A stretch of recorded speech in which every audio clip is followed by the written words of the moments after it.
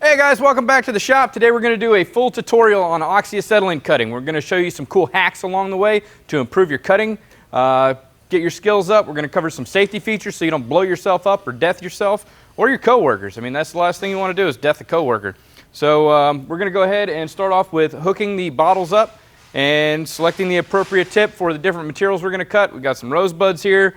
I have some flush cuts and then different tip sizes for various thicknesses of material. So we're going to show you all the stuff you need to know to make your cutting improve. So the first thing we're going to do is we're going to take these caps off. The easiest way to do that is not to stick anything inside the cap and rotate it. Okay, we talked about this in a previous video, but if you didn't see that, go check it out.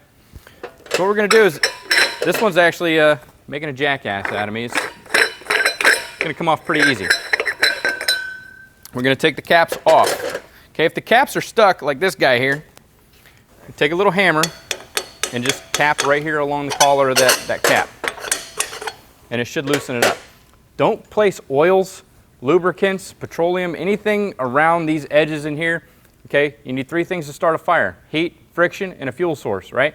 So if I cover this oxygen, if I cover that up with some petroleum, now I have a fuel source. Now all I need is some heat, and then boom, I got a fire, right? So don't put any petroleum products around there. We're going to open both of these up. Now, when I get my oxygen open up, I want to stand off to the side, make sure nobody's over in this area, and I'm just going to give this a quick burst. Okay, you don't want to do that with the with the acetylene, propane, MAP gas, magna gas, none of that stuff. You don't want to release any fuel gas into the air. Just do a quick burst to make sure I don't have any dirt, contaminant, debris, or anything like that inside the nozzle here.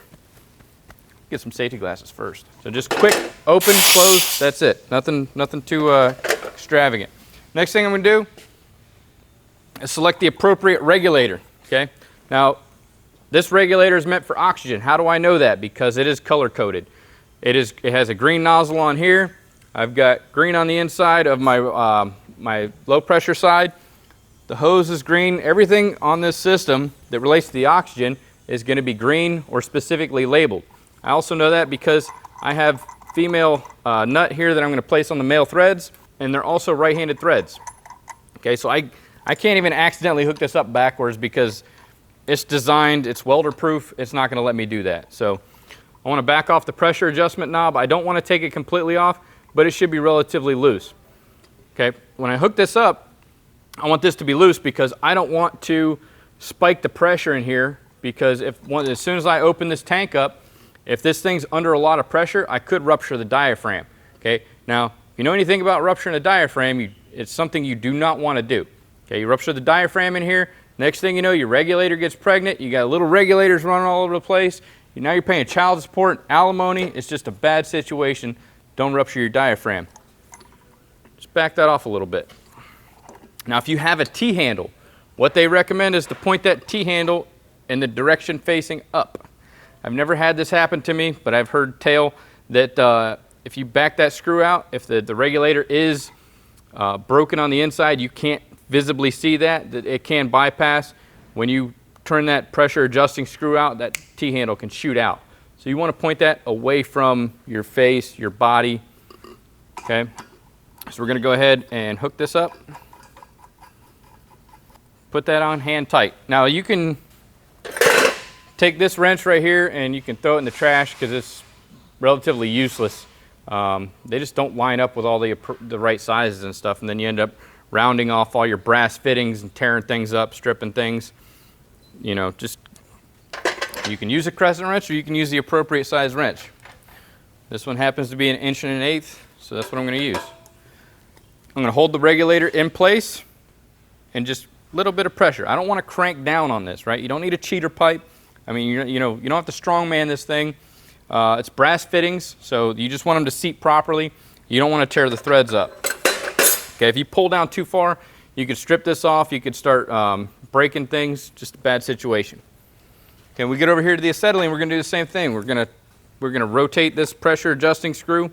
We're going to back it out just a little bit. Okay, now it's nice and loose. I don't have pressure built up in here.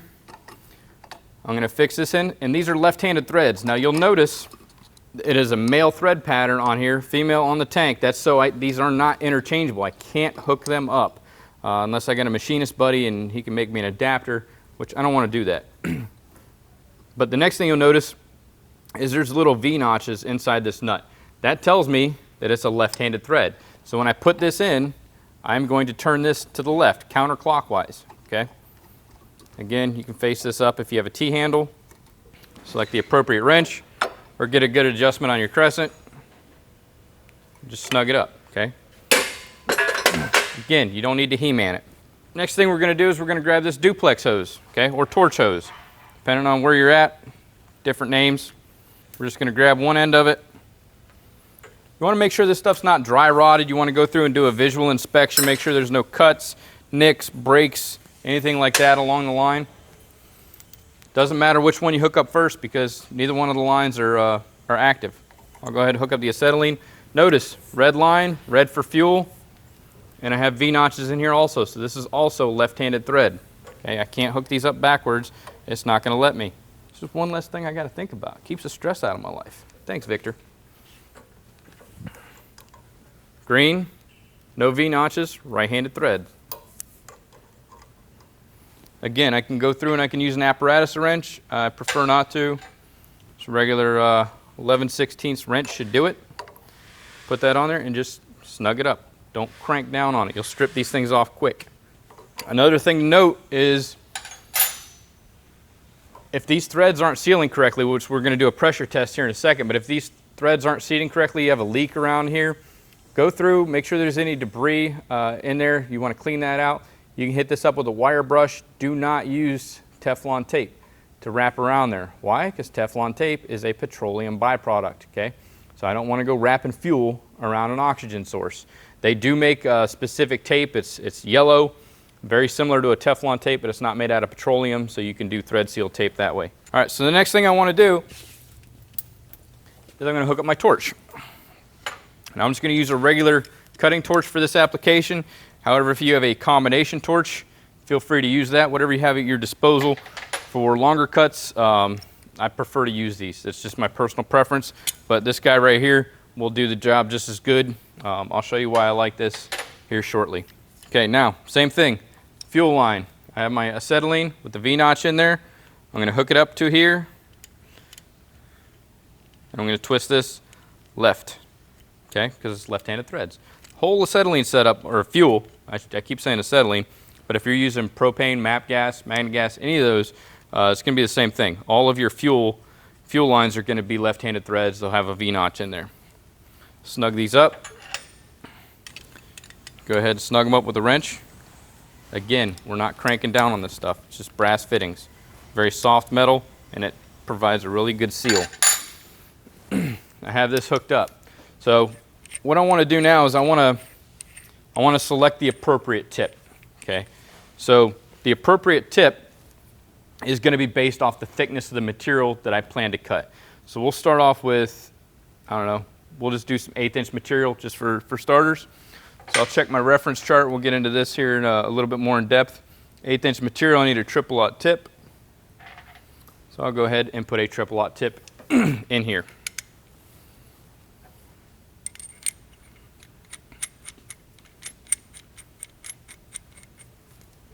This area right here, I can hand crank that.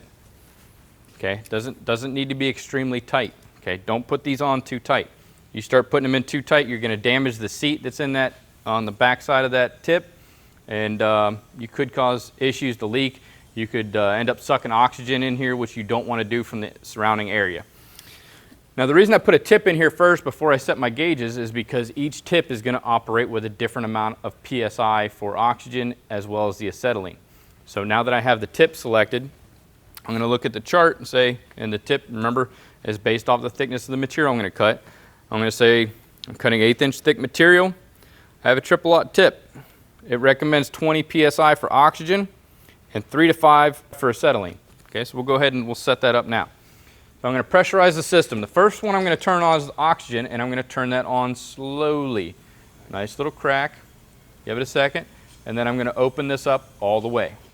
Now you'll notice that on this regulator, I have two different gauges. One is for the pressure that's inside the cylinder, and the other is for my working pressure. So we're going to go ahead and adjust our working pressure And like I said, we should be at 20 to 25 PSI. So I'm going to go ahead and crank this up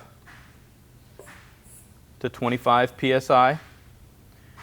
And then I'm going to open up the oxygen valve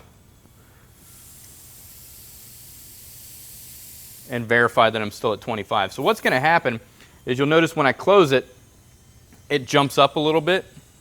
And when I hit the lever, it drops back down. So I want to make sure I'm adjusting my working pressure. So I need to have the valve open in order for it to work. So I want to do this relatively quick. So I can open this up, verify that I'm at 25 PSI, and then close it.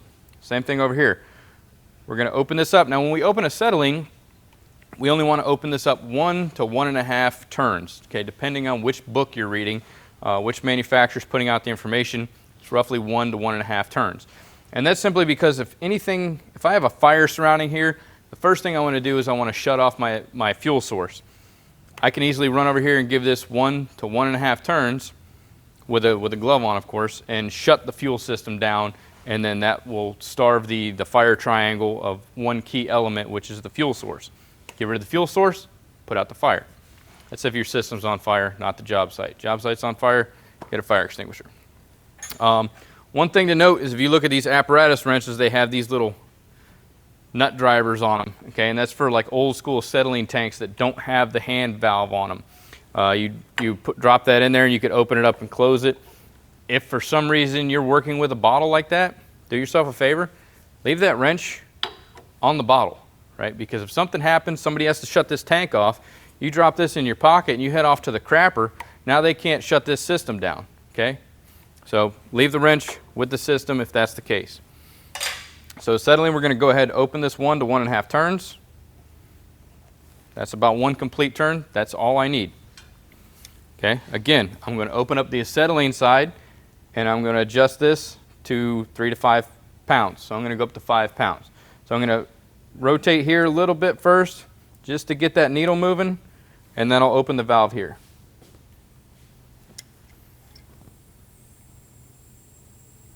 Okay, so now we're at 5 PSI. Go ahead and shut that off. That's pretty much everything you need to know up here. I have a full tank. It tells me there's the PSI that's in the tank. Now all your fuel gases, they're going to be done by weight. They don't fill these up by PSI. So if you've ever gotten a propane tank filled, you'll notice that they put it on a scale. They do the same thing with acetylene. They put it up on a scale and they fill it up to what is recommended per weight. Inside the acetylene is calcium carbide dissolved in water. That's what creates acetylene. So in here, there is a porous membrane, or like a sponge, and then they fill it with liquid acetone as well as the acetylene.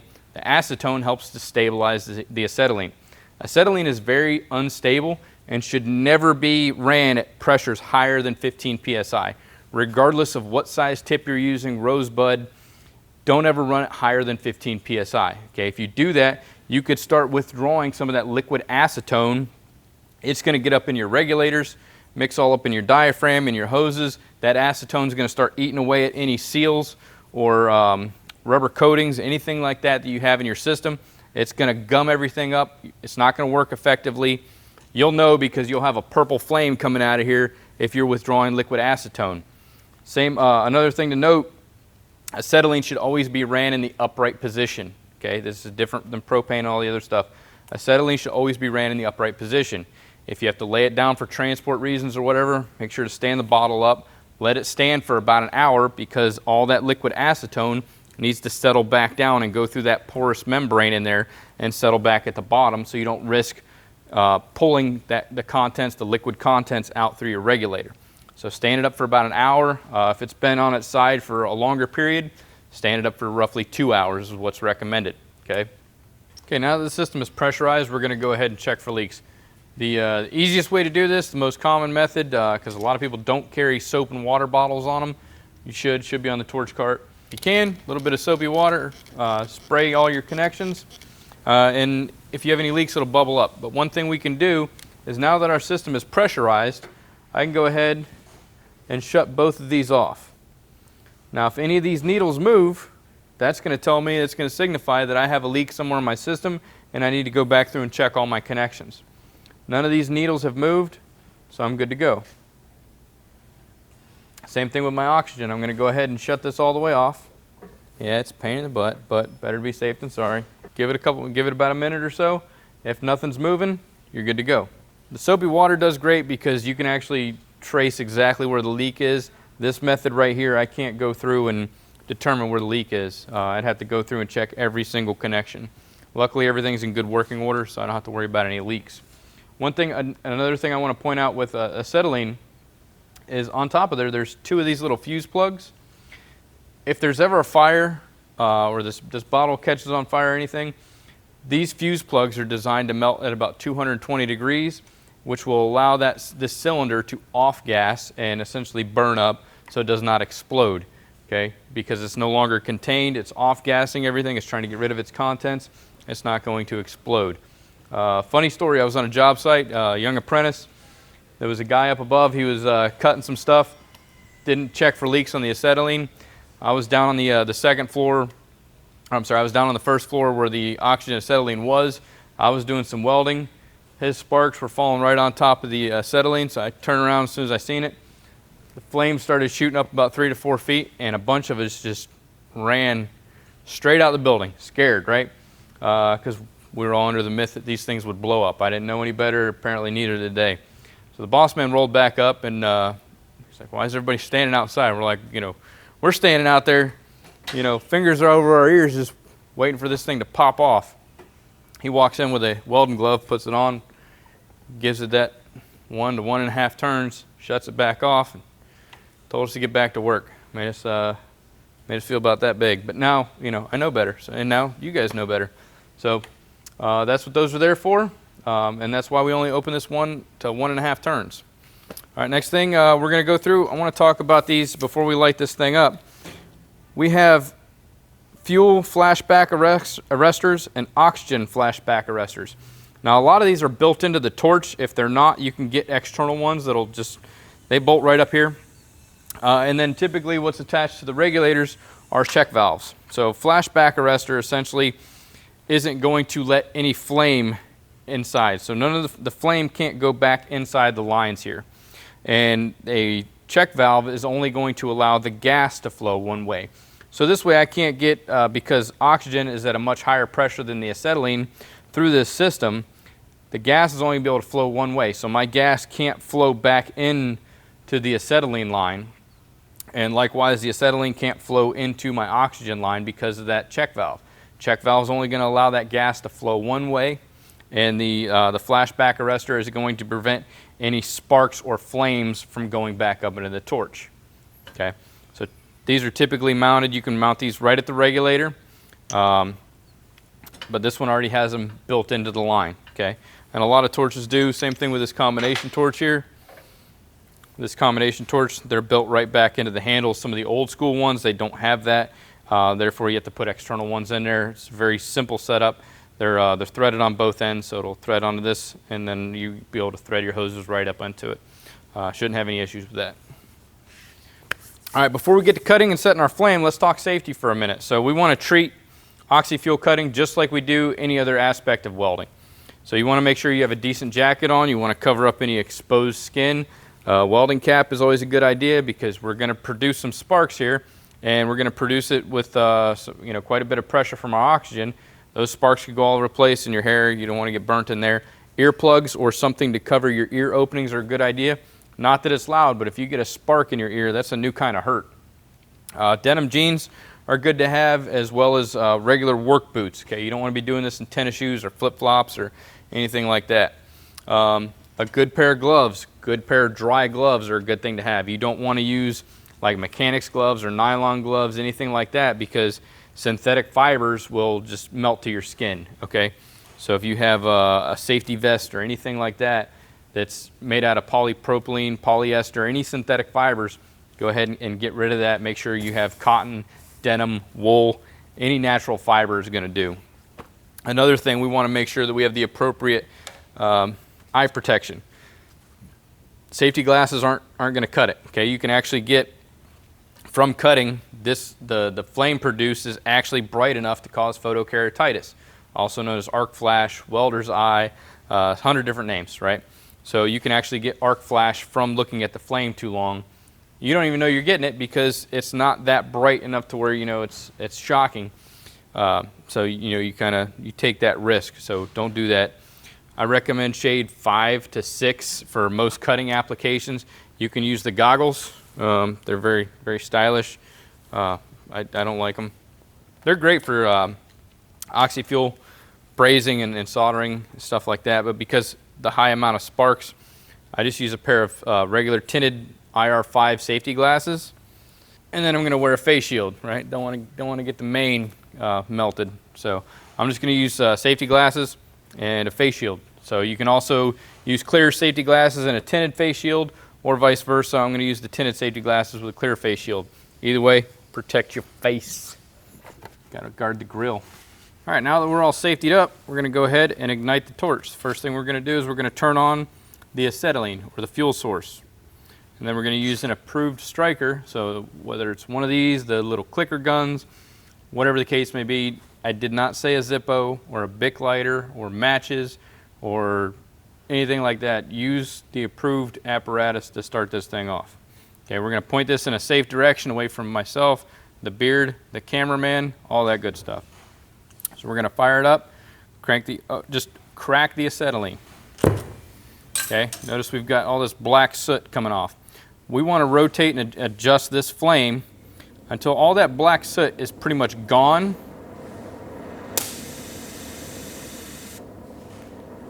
But we want to ensure that the flame is still touching the tip. Okay, if that flame jumps off the tip like that, it's way too high. Okay, we're not launching a rocket ship here. So the soot should be primarily gone, flame still touching the torch. Now I'm going to slowly introduce the oxygen. I want all of these cones right here to be equal. Okay, so I adjust them to where they're equal, and then I'm going to test it by hitting the oxygen lever. The cones should remain equal. If they don't, I need to readjust some things. Now there's 3 different types of flames. So right here I have what's called a neutral flame. Okay. Now if I have too much fuel in this flame, this is what it's going to look like. Okay. That is known as a carburizing flame. The way I remember that is carburetor, carburizing, fuel. I have too much fuel. Go back to a neutral flame. If I use a carburizing flame and I cut with a carburizing flame, I'm going to end up with carbon deposits along my cutting area. That's going to create hard, brittle zones inside that welding area, which I don't want. Next thing is an oxidizing flame. If I have too much oxygen in there, that's relatively what it's going to look like. Too much oxygen is, when I cut, it's going to leave little porous areas inside the welding area. I don't want that either. I want a nice neutral flame. And that's what we have here. So you'll notice you keep hearing a little pop. Okay, we're going to go ahead and shut the system down, so I'll turn the oxygen off, then the acetylene. We're getting a popping noise probably because I have a dirty tip in here. You don't want to go through life with a dirty tip. So we're going to go ahead, and when I clean a tip, I like to take the tip out of the torch, and I'll show you why. Okay, so the first thing I'm going to do is just take the little file that comes in here and just clean any debris that's on that tip. Next thing I'm going to go through and I'm going to clean out each orifice. So I'll find the right appropriate size tip. I'm going to clean out all the preheat holes as well as the oxygen hole. I like to take the tip off the torch to do this because if I have crap or whatever built up inside here and it's on the torch and I drive all that stuff back in there, well, as soon as I fire it back up, the pressure is going to blow that debris back up in the tip, and now it's stuck. So I'm going to go through and clean these out once I get the right size tip there. I'm just going to go through and clean out each port. Just make sure that there's no obstructions in there. There's 6 preheat holes and 1 oxygen. All right, so now that all these are cleaned out, I'm going to just blow in the front of this, blow out any debris out of the back, and then we'll get it hooked back up to the torch. All right, so we just cleaned the tip out. Showed you guys how to get the neutral flame we're looking for, but how does our tip get dirty? Well, most of the time it's because people get too close to what they're cutting. Okay, so if I were to ask you if this torch is sucking or blowing when I'm using it, what would you say? So you would think that because I have air pressure coming out of here that it's blowing, so nothing should get caught up in that tip. But that's where you're wrong. Because of the Venturi effect, it actually creates a vacuum. Okay, so just to show you there's no camera tricks here, it actually creates a vacuum. So if I get those cones too close to what I'm cutting and I start cutting down all the impurities, the mill scale, dross, anything like that, dirty debris, you know, anything that's on top of the surface, if I'm too close to it, it's going to get sucked up in the tip and it's going to clog. So you want to keep your coupling distance. Thanks to Mancub for teaching me that new word, and thanks to Bob Moffat for teaching him. Yes, you want to keep the coupling. You want to keep the coupling distance. I stay typically about 1/8 inch to 3/16 off of there. So I'll show you that when we do the cut. But just understand that it does create a vacuum, and that's how you're pulling impurities up in your tip. That's why your tip's getting dirty, and nobody likes a dirty tip. So let's go ahead and do some cutting. I got some 1/8 inch material here. We're going to go ahead. I'm going to put a line on here, because it's always good to cut with intention. Obviously, I can cut this. We all know that I can cut this piece of material here, but can I cut it where the intended area is? That's the big thing. So even if you're practicing at the house, at school, or whatever, scribe you out a line and cut with intent, right? Don't just cut willy-nilly, right? The torch, it's going to cut. That's what it's designed to do. Improving accuracy is what you have to work on, and to do that, draw you a line, cut with intent. Now, I told you earlier I was going to let you guys know why I like to use this torch. I like to use this torch because I can cut material and treat this just like a pull cue. So when I prop up on the material, I hold my hand just like this, and I can slide that torch back and forth very nicely. Little friction, can do it with ease. The more stable I am, just like welding, 3 points of contact, the more stable I am, the better I'm going to be able to cut. So I can prop up on you know, the workstation, put my hand up here, my hand's far enough back from where I'm doing the cutting, I don't have to worry about burning the backside of my hand, whereas if I was to use a hobby torch and use that same method, I'd be getting pretty close to my hand by the time I came to the end of the cut, and I'd only be able to cut a short amount of distance with this. It's going to require a lot more movement. With this, I get nice, clean, smooth cuts, you know, almost 1 foot long, even though I'm only going to cut about 2 inches right now. So let's go ahead and fire this thing up, and we'll do some cutting. Okay, now with thinner material, this is 1/8 inch material. With thinner material, I've got a different technique I'm going to use, because I want to put a slight bit of travel angle on there, like a little bit of a push angle, and go across that way. If I go straight up and down, it's liable to weld itself back together. Okay. So this way I can blow that material across. So I'm going to go ahead and just get into position, get comfortable. I'm going to get the piece up to the kindling temperature. Okay, this right here is like a kindling temperature. Once it gets that glowing red, okay, that's what I'm looking for. So I'm going to do that right there on this side of the line, and then I'll hit that oxygen lever all the way. When I do that, you don't want to just ease into it. With this thing, with the oxygen, it's all or nothing. So push that handle all the way down. Okay, right where I need to be, hit the lever.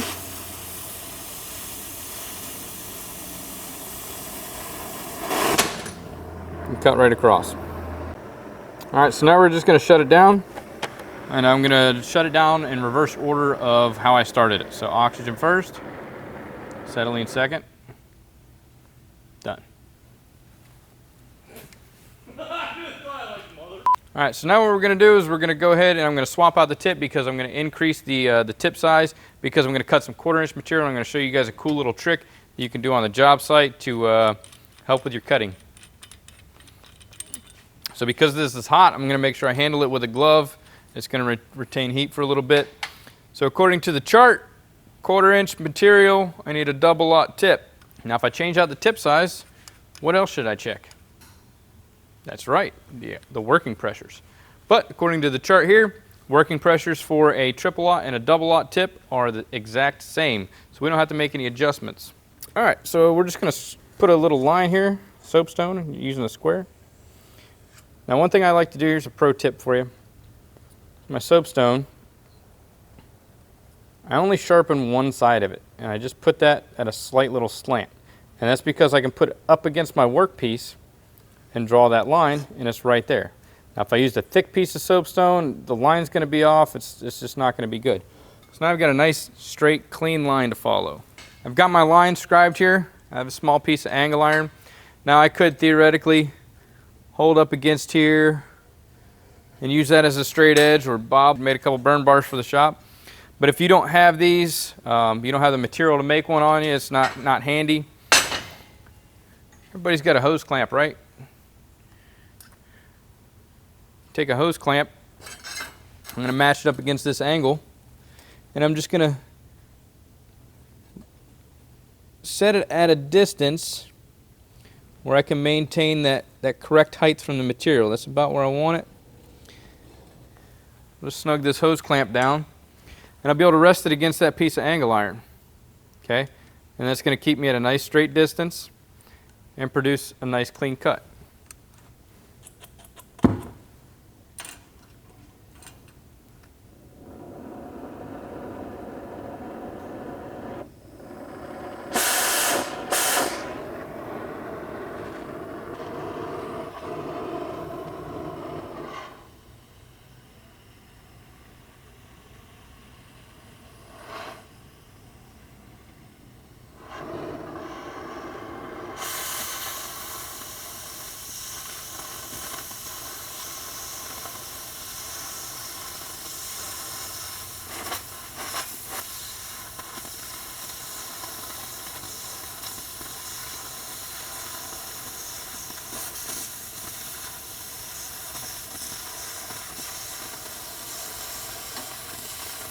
All right, so there's that. Hopefully that helps put that in your little toolbox and tote that around with you. Next thing we're going to do is I'm going to show you guys a scarfing tip. Okay, so this is a scarfing tip, or a flush cut tip, or a rivet cutter. It goes by many names.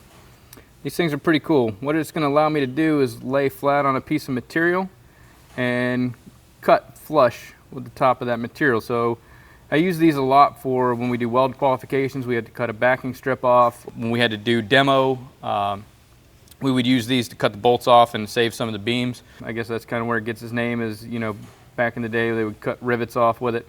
So I'm just going to show you guys how to cut off a backing strip with it and kind of show you the capabilities of this thing. It's pretty cool. Okay, so what I like to do is kind of start up top, get everything red, and then I'll rotate down. That way I can judge exactly where I need to go with it.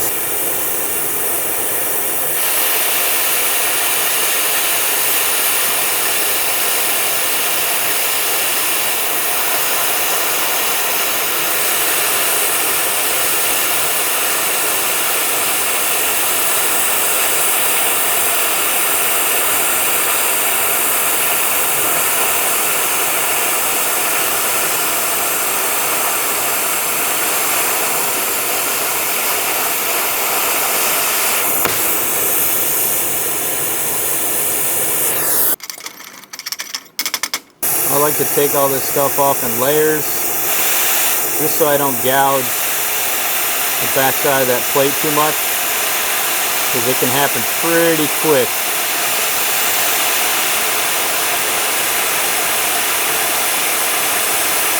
Like I said, I like to cut off just in a little bit of layers.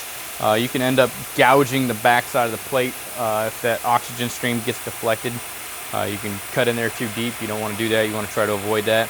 But essentially I would just remove the rest of the backing strip, take it down, and then I'd have very little grinding work to do. I always leave about 1/8 of an inch on there. That way I'm sure that, you know, I don't gouge into somebody's test plate, and then clean it up that way.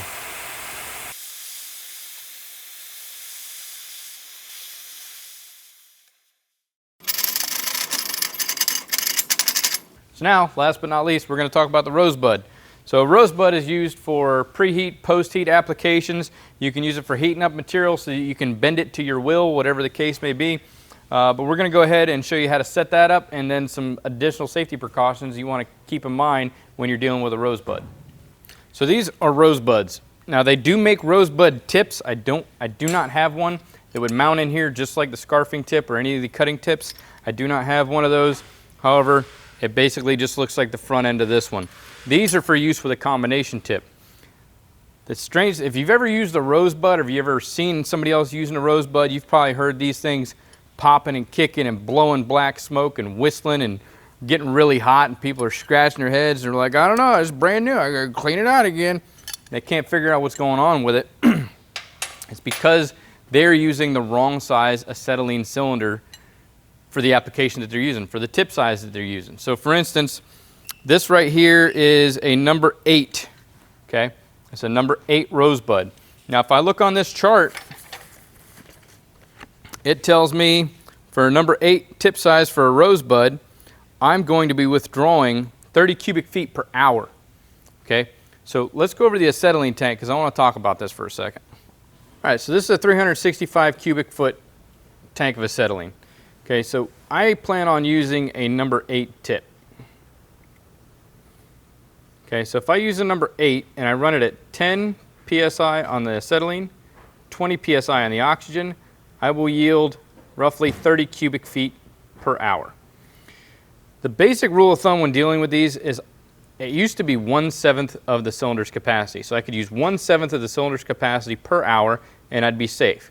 2003, OSHA mandated a change, and now it's 1/10. So I can use 10% of the tank's capacity. So this is a 365 cubic foot tank. I can actually burn 36.5 cubic feet per hour and still be within the safe limits. So according to this chart, if I use those settings, I'm only going to burn 30 cubic feet per hour. Now if I stepped up to a larger torch, let's say a number 10, and I ran the minimum settings 12 and 30, and that would give me 40 cubic feet per hour. I run the risk of that torch trying to burn back. The gas it's basically going to starve the torch. So that torch is going to look for fuel elsewhere, and it's going to start following the fuel down the lines. Your check valves and your flashback arresters to help prevent that, but that torch is going to get extremely hot in the meantime. So we'll go ahead and get this assembled, and then I'll show you guys what it can do. All right, so right here I have a combination torch, and this is the Rosebud. I'm going to put these two together, and when I put these together, you're going to notice that there's O-rings in here, okay? I want to check these O-rings and make sure they're not dry rotted, snapped, burnt out, or just plain missing, okay? These look like they're in pretty good condition. I'm going to assemble this to the torch, and then I'm going to screw this on hand tight, okay? You don't want to put a wrench here at all, okay? These O-rings are going to seal everything together. The brass connections will thread in just fine. Orient the tip to where you know you're going to be using it, and then just hand crank. That's it, okay? I'm going to take off these little protection caps. I have to shut both tanks off because I need to disconnect my lines before I can connect them here. So we're going to go ahead and do that. So right now I'm just going to go ahead and shut these down and bleed the lines. Back off the adjusting screw. Same thing with the acetylene. Close it completely, bleed the line, and then back off the adjusting screw.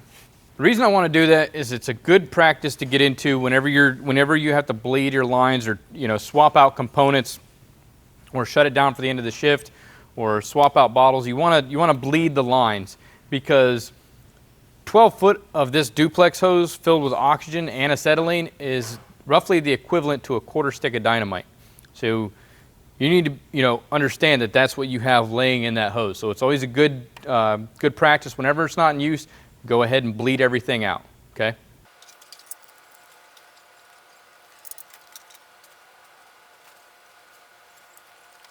We're hooked back up. Now because I shut the system off and unhooked the lines from the previous torch, hooked them back up to this one, I'm going to go ahead, recharge the system, and I'm going to check again for leaks because I don't know if this connection is solid. It may have a leak in it. I want to check that out just because I put a new attachment on.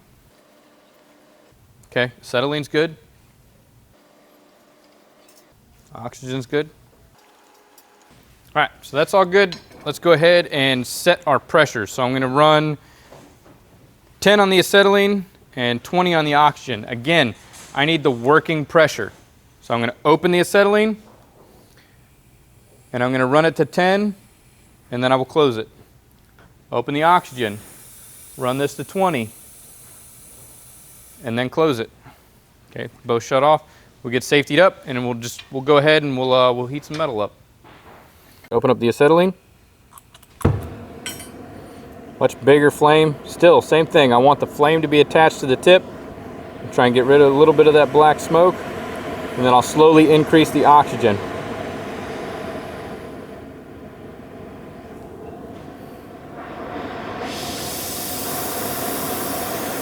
Okay, so we have a neutral flame again. Now we're just going to run across this 1/4-inch piece of plate, and I'll just show you guys how fast it can actually heat something up. So like I said, you could do this for preheat, post-heat, heat things up to get them to bend.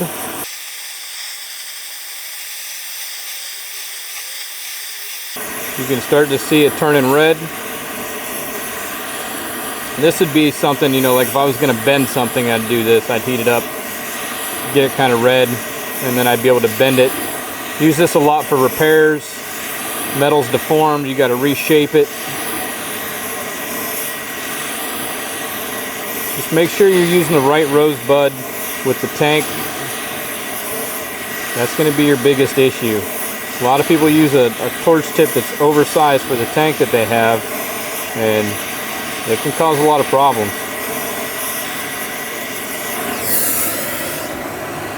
So when we shut this down, we're going to do the oxygen first, then the acetylene. All right. Thought you were done, didn't you? Yeah, well, we're not. We got to talk about the most important part of oxyacetylene. Wrapping this thing back up and shutting her down, because you don't want to be that guy. Everybody knows that guy. You're that guy.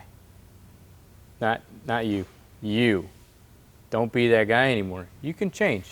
Starting tomorrow. Be the change you want to see in the world. All right, let's go over here and we'll get this wrapped up. First thing we're going to do is we're going to shut these tanks down. Doesn't matter which tank you shut off first. There's a big debate about it. But I mean, you think about it with a common sense approach. If I shut these valves off, still have the same amount of pressure in the line. I got check valves in here so the gas can't go back one way or the other, right? Shut them both down. Now that everything's off, I'm going to go ahead and bleed the lines out. I'm going to bleed the oxygen first, open the valve up, and then I back off the set screw again, or the adjustment screw.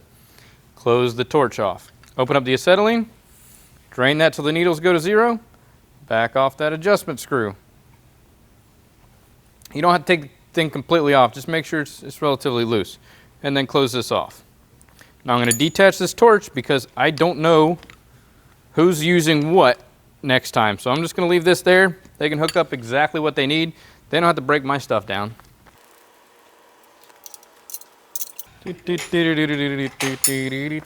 Today, Junior. Okay, so now I'm going to disconnect the hose. The hose can get rolled up and put on the back of the torch cart. You're that guy too.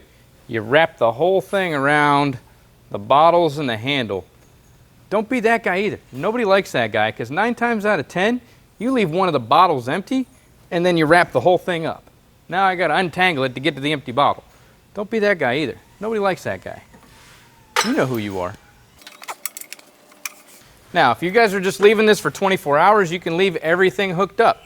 But OSHA says if you're going to leave this set up for more than 24 hours, meaning not coming back the next day, you need to not only break the entire system down, but you need to separate these two so they don't fight over the weekend when you're not there to supervise.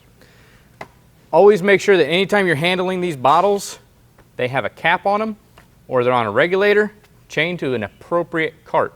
Okay, a hand truck is not an appropriate cart. You can chain these to a column. You can put them in an appropriate cart for lifting, put in a bottle rack. They just can't be freestanding. If you absolutely have to, you don't have anything to tie it to, no cart to put it on, I would lean it on its side and then wedge it to where it can't roll off anywhere. Remember, if we lean the acetylene on its side, we need to let it set for at least 1 to 2 hours prior to use so we don't start sucking up any of that acetone. Let's get these bad boys off. Remember, left-handed threads, so I'm going to go righty to loosen them. Counterintuitive, I know. I don't make this stuff up. This one, lefty-loosey. Replace the bottle caps. When regulators come off, bottle caps go on. Caps come off, regulators go on. It's that simple.